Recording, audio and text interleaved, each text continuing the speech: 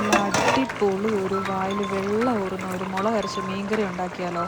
ഞാനിപ്പോൾ ഇവിടെ മീനിൻ്റെ തലയാണ് എടുത്തേക്കുന്നത്. നിങ്ങൾക്ക് ഏത് പീസ് മീൻ വേണമെങ്കിലും ഇതേ പൊടികളും ഇതേ അളവും ചേർത്ത് നിങ്ങൾക്ക് ഉണ്ടാക്കാവുന്നതാണ്. അപ്പോൾ നമുക്ക് തുടങ്ങിയാലോ. ആദ്യം കുറച്ച് കാര്യങ്ങൾ നമുക്ക് അടുപ്പിച്ച് വെക്കണം. അതായത് ഒരു 4 ടേബിൾ സ്പൂൺ മുളക് പൊടി, 2 ടേബിൾ സ്പൂൺ മല്ലിപ്പൊടി, ഒരു അര ടീസ്പൂൺ മഞ്ഞൾപ്പൊടി, ഒരു 1/4 ടീസ്പൂൺ ഉലുവാപ്പൊടി, ഇതെല്ലാം കൂടെ മിക്സ് ചെയ്ത് നമുക്ക് ആദ്യം ഒന്ന് മാറ്റി വെക്കാം.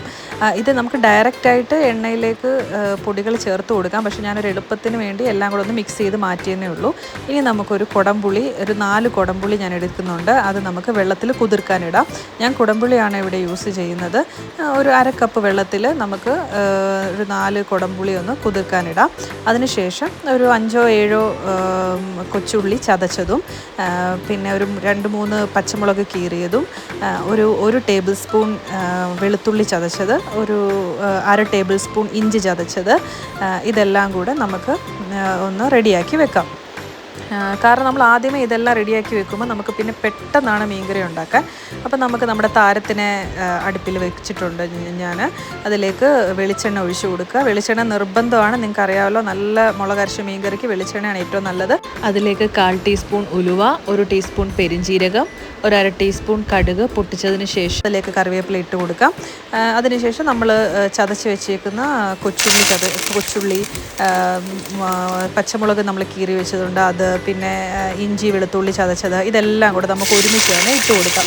എന്നിട്ട് അത് നല്ലപോലെ എണ്ണയിലൊന്ന് മൂപ്പിച്ചെടുക്കാം. ഒന്ന് വഴറ്റി ഒന്ന് മൂപ്പിച്ചെടുക്കാം. അപ്പം പച്ചമണം നല്ലപോലെ പച്ചമണം മാറണം, എന്നാൽ കരിയാൻ പാടില്ല. ഈ സമയത്ത് നമുക്ക് അടുത്ത് തന്നെ നിന്ന് ഇളക്കി കൊടുക്കുകയാണെങ്കിൽ ഒരു മീഡിയം ഫ്ലെയിമിൽ വെച്ചിട്ട് നമുക്ക് ചെയ്ത് കൊടുക്കാം. അപ്പോൾ ഇത് മൂത്തിട്ടുണ്ട്. ഇത് മൂത്ത് കഴിഞ്ഞ് കഴിഞ്ഞാൽ ഇനി നമുക്ക് ചേർക്കേണ്ടത് പൊടികളാണ്. നമ്മൾ പൊടികളെല്ലാം ചേർത്ത് കൊടുക്കുന്നുണ്ട്. ആ പൊടികളെല്ലാം ഒരുമിച്ച് തന്നെ ചേർത്ത് കൊടുത്തിട്ട് അതിൻ്റെ പച്ചമണം മാറ്റിയെടുക്കുക. ഈ സമയത്ത് നമുക്ക് തീരെ കുറച്ച് വെക്കാം. കാരണം ഉരുളി ആയതുകൊണ്ട് എന്തായാലും നല്ല ചൂടായിട്ടിരിക്കുകയാണ്. നല്ലതായിട്ടൊന്ന് വഴറ്റി കൊടുക്കാം. അത് മൂത്ത് വന്നതിന് ശേഷം ഞാൻ കുടംപുളി, നമ്മൾ ഇട്ടിരുന്ന വെള്ളത്തോട് കൂടി തന്നെ കുടംപുളി ഇട്ട് കൊടുക്കുക. നല്ല പോലെ ഇളക്കി പച്ചമണമെല്ലാം മാറ്റി ഒരു എണ്ണ തെളിഞ്ഞ് വരുന്ന ഒരു പേസ്റ്റ് പരുവത്തിലായി എടുക്കണം. അത്രയും നേരം അതിനെ ഒന്ന് വഴറ്റി ഒരു പേസ്റ്റ് പരുവത്തിലാക്കി വെള്ളമെല്ലാം ഒന്ന് പറ്റി കഴിയുമ്പോഴത്തേക്കാണ് അത് ശരിക്കും ഒന്ന് കറക്റ്റ് ആ കറിയുടെ ടേസ്റ്റ് നമുക്ക് കിട്ടുന്നത് ഈ ഒരു ടൈമിലാണ്. പൊടിക്കൊരിക്കലും ഒരു പച്ചമണം പാടില്ല. അതുകൊണ്ട് ഇതേപോലെ പേസ്റ്റ് രൂപത്തിൽ വേണം അതായി വരാൻ. ഈ സമയത്ത് നമുക്ക് വെള്ളം ഒഴിച്ചു കൊടുക്കാം. ഞാനിപ്പോൾ ഇവിടെ ഒരു 4 കപ്പ് വെള്ളമാണ് ഒഴിച്ചേക്കുന്നത്. അപ്പോൾ 4 കപ്പ് വെള്ളം ഒഴിക്കുക. ഒഴിച്ചതിന് ശേഷം നല്ല വൃത്തിക്ക് അതിനെ ഒന്ന് ഇളക്കിയെടുക്കാം. ഇനി നമുക്ക് ഇത് നല്ലപോലെ വെട്ടി തിളച്ചതിന് ശേഷമാണ് നമ്മളിനിയും കഷ്ണങ്ങൾ ഇട്ട് കൊടുക്കുന്നത്. ഞാൻ ഇവിടെ മീനിൻ്റെ തലയാണ് എടുത്തേക്കുന്നത്. അപ്പോൾ മീനിൻ്റെ തല പീസുകളാണ് എടുത്തേക്കുന്നത്. അപ്പോൾ ഈ സമയത്ത് തന്നെ നമുക്ക് ഉപ്പ് ചേർത്ത് കൊടുക്കാം. ഞാൻ കല്ലുപ്പാണ് ചേർത്തേക്കുന്നത്. അപ്പം എനിക്കിന്ന് മോതയുടെ തലയാണ് കിട്ടിയേക്കുന്നത്. അപ്പോൾ 1 കിലോ അടുത്തുണ്ട് മോതയുടെ തല.